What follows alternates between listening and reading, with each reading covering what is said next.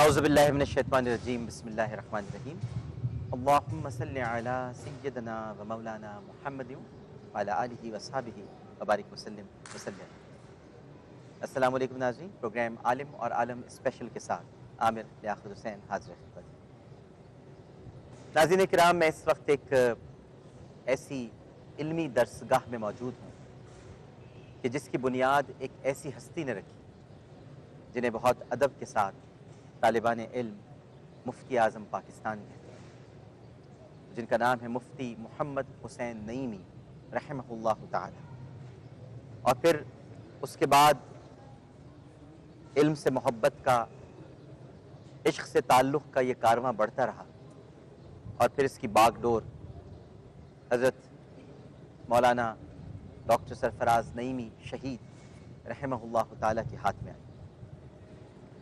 یہ وہی صحن ہے جہاں پر ہم بیٹھے ہیں ناظرین کرام، کہ کچھ برس پہلے اس صحن نے وہ دردناک منظر دیکھا کہ جب حضرت سرفراز نعیمی کو بے دردی کے ساتھ ظالموں نے شہید کر دیا، اور ان کا لاشا خون میں لت پت آج بھی ارباب اقتدار اور اختیار سے یہ سوال کر رہا ہے کہ میں کس کے ہاتھ پر اپنا لہو تلاش کروں، میں کس سے جا کر اپنے لہو کا حساب مانگوں۔ میں تو امن کے لیے، محبت کے لیے، پیار کے لیے، اخوت کے لیے شہید ہو گیا، لیکن میرے قاتل آج بھی آزاد گھوم رہے ہیں، اور کوئی نہیں کہ جو ان کو پکڑ سکے، ان کو گرفت میں لے سکے اور یہ سوال کر سکے کہ میرا قصور کیا تھا، مجھے کیوں شہید کر دیا گیا۔ لیکن یہ صحن، یہ مسجد کا احاطہ، جہاں پر آسمان دنیا نے کئی دل فریب مناظر بھی دیکھے ہیں اور بہت چشم کشا حقائق بھی سامنے آئے ہیں اور بہت درد انگیز لمحات کا بھی نظارہ کیا گیا ہے، یہ وہ صحن ہے ناظرین کرام کہ جہاں پر بڑی بڑی جید شخصیات، ہستیاں تشریف لائی ہیں۔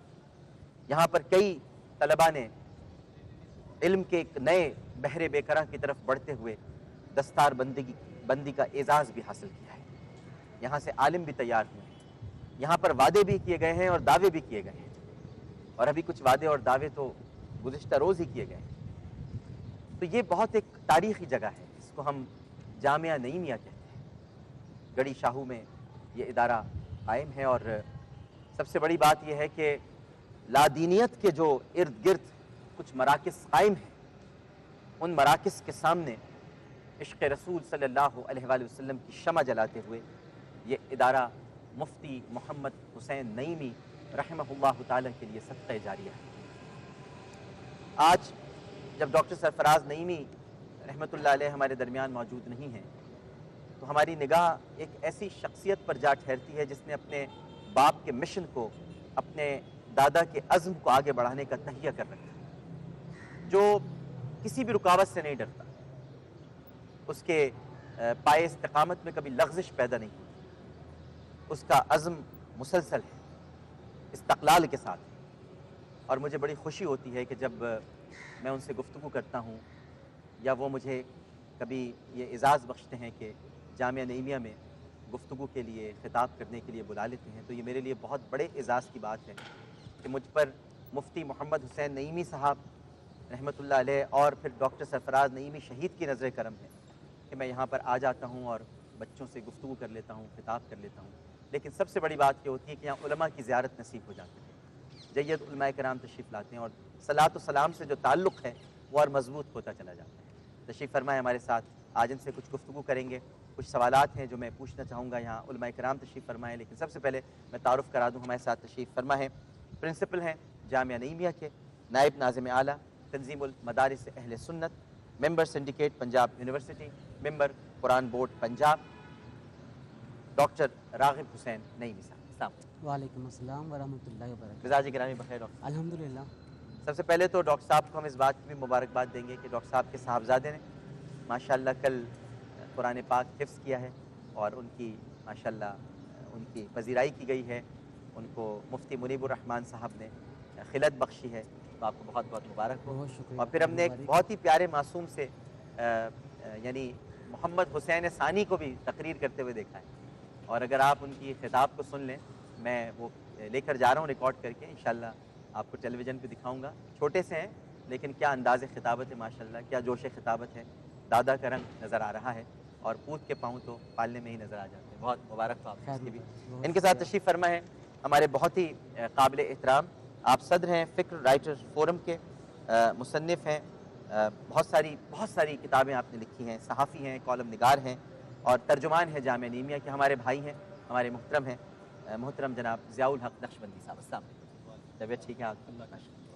ان کے ساتھ حاضر و موجود ہیں ماشاءاللہ، بہت خوبصورت گفتگو فرماتے ہیں، بہترین نظامت کرتے ہیں اور کیا خوب انداز تکلم ہے. ہم تو ان کو ماشاءاللہ بولتے ہوئے دیکھتے رہتے ہیں.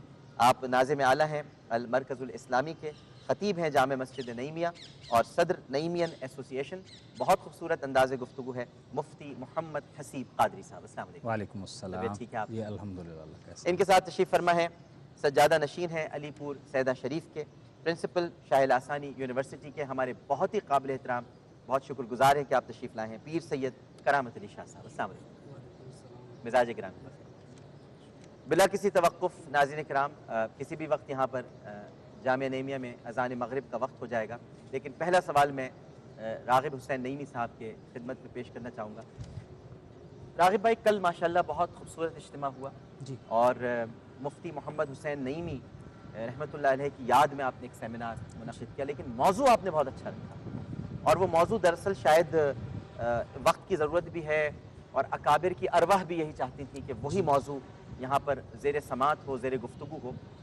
استحکام پاکستان اور ہماری ذمہ داری. جی. آج ہمیں کہیں پر بھی راغب بھائی پاکستان کا استحکام کرنے والی قوتیں نظر نہیں آتی. ہم پاکستان پہ تنقید کرنے والی انگلیاں تو بہت دیکھتے ہیں، پاکستان میں کیڑے نکالنے والے تو بہت نظر آتے ہیں، پاکستان کو سیکولر اسٹیٹ قرار دینے والی آوازیں تو بہت ہیں، اپنی اپنی برانڈ کا اسلام پیش کرنے والے تو بہت ہیں، لیکن پاکستان کے تحفظ کے لیے، اس کے استحکام کے لیے کوئی ذمہ داری ادا کرتے ہوئے دکھائی نہیں دیتا.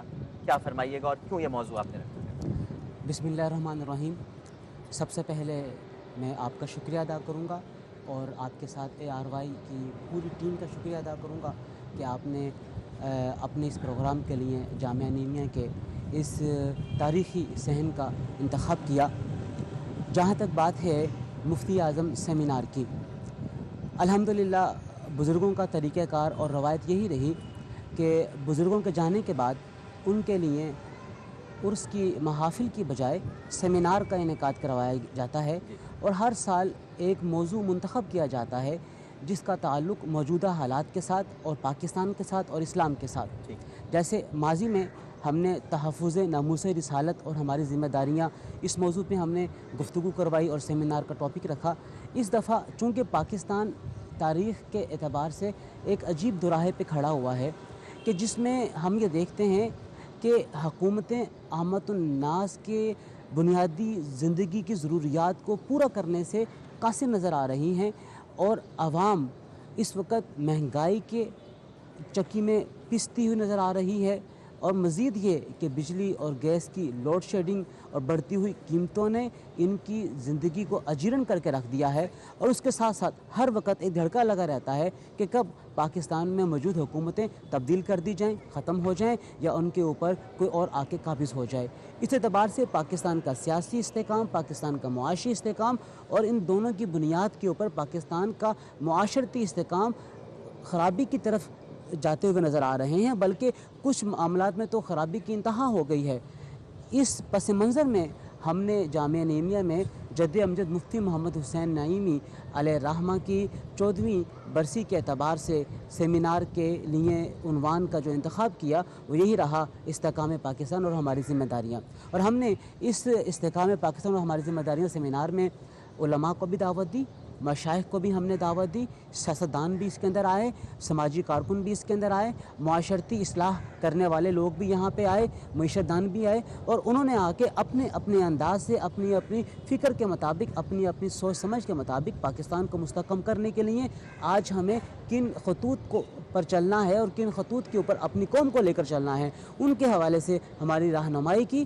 اور یہ عنوان اس لیے منتخب کیا گیا تاکہ ہم میں سے ہر ساتھی کو یہ متعین ہو جائے کہ اگر وہ معیشت دان ہے یا اس کا تعلق معاش کے ساتھ ہے، وہ کس طریقے سے پاکستان کے استحکام کے لیے کام کر سکتا ہے.